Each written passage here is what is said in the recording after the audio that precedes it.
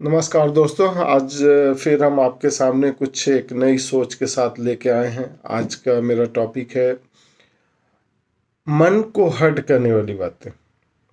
मन को हर्ट करने वाली बातें इतनी आज के समय में तक गंभीर हो गया है कि लोग कभी सोचते नहीं हैं कि कौन आदमी किसकी बात से हर्ट हो रहा है।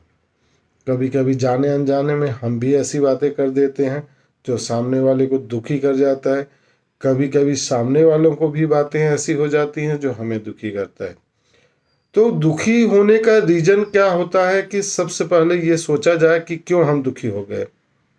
क्या उसके रियल बात को लेकर के दुखी हो गए, या वो किसी गलत फहमी में शिकार हो गया है जिसके कारण आपको हर्ट करने की कोशिश कर रहा है।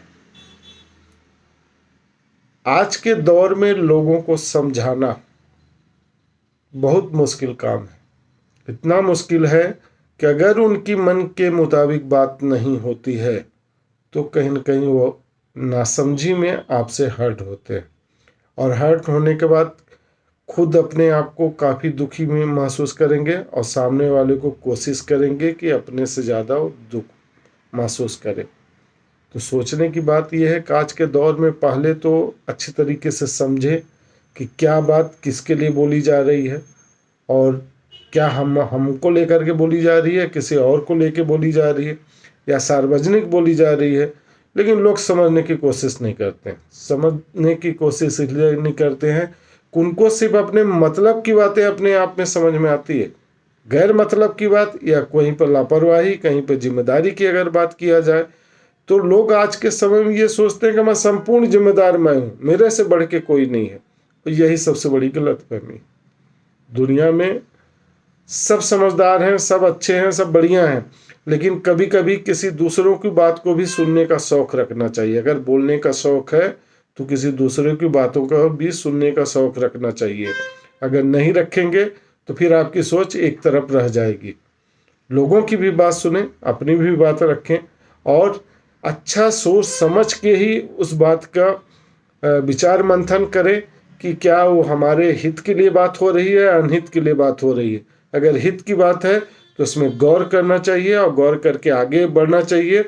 अगर उसके अनहित की बात है तो उसमें वो हर्ट हो, दुखी हो, और गलतफहमी मत पाले। अगर किसी के मन में कोई गलतफहमी अगर आ गई है तो उसे बैठ करके सामने उस गलतफहमी का निराकरण करें, ना कि इशू बना करके और अपने आप में एक मानसिकता को दबा करके और आगे बढ़े।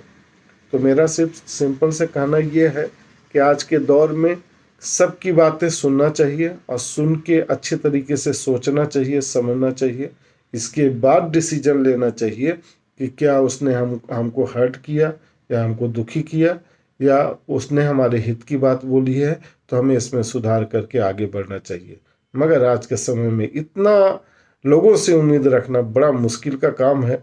मगर हमारा भी निरंतर प्रयास रहता है कि हम अपने आप को अच्छे से रखें, सबकी बातें सुने, काम लायक बातें सुने, फालतू बातों को नकारें और आगे बढ़ें। लेकिन आगे बढ़ने का इतना आसान तरीका जितना बोलने में है उतना समझने और करने में बहुत मुश्किल है। फिर भी हर इंसान को कोशिश करते रहना चाहिए, और कोशिश करना ही अपना कर्तव्य है कि अच्छी बातों को कलेक्ट करें, बुरी बातों को इग्नोर करें और हरदम हैप्पी लाइफ जीने की कोशिश करें।